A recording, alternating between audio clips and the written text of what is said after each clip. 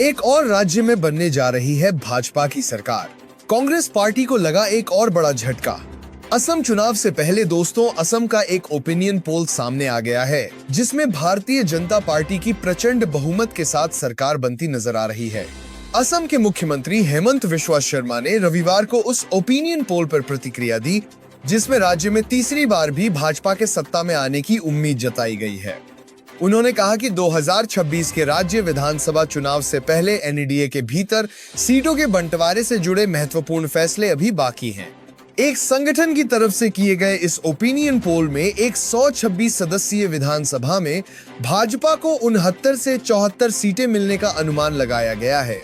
इस पर प्रतिक्रिया देते हुए मुख्यमंत्री हेमंत ने कहा कि इन अनुमानों का जश्न मनाने का अभी समय नहीं आया है। उन्होंने पत्रकारों से कहा, सर्वेक्षण रिपोर्ट आ रही है, हमें अच्छी स्थिति में भाजपा दिखाई दे रही है, लेकिन मेरा मानना है कि सर्वेक्षण का अभी सही समय नहीं आया है। हेमंत बिस्वा ने कहा कि सर्वेक्षण से पता चलता है कि भाजपा को लगभग 75 सीटें मिल सकती हैं और असम गण परिषद को 9 सीटें मिलने की संभावना है। हम इन सभी सीटों पर चुनाव लड़ेंगे या नहीं, इस पर अभी फैसला नहीं हुआ है। उन्होंने कहा कि एनडीए के भीतर चर्चा पूरी होने के बाद ही स्थिति स्पष्ट हो पाएगी। उन्होंने यह भी कहा कि विपक्षी गठबंधन को अभी अंतिम रूप देना बाकी है। मुख्यमंत्री ने आगे एक और बड़ी बात कही। उन्होंने कहा कि फरवरी तक हम सीट बंटवारे की बातचीत पूरी कर लेंगे, तब स्थिति बिल्कुल स्पष्ट हो जाएगी।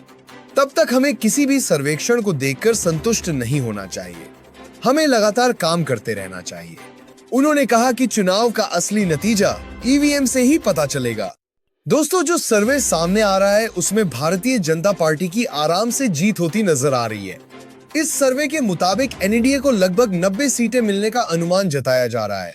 इसमें यह भी अनुमान लगाया गया है कि असम गण परिषद 8 से 11 सीटें जीत सकती है, जबकि बोडोलैंड पीपल्स फ्रंट को 8 से 10 सीटें मिलने की संभावना है।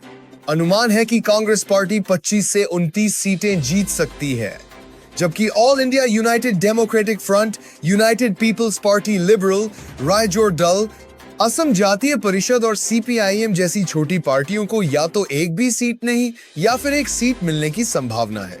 वोट शेयर के मामले में भी भाजपा सबसे बड़ी पार्टी बनती नजर आ रही है। भाजपा को लगभग 39% वोट मिलने का अनुमान है, जबकि कांग्रेस पार्टी 37% वोट हासिल कर सकती है।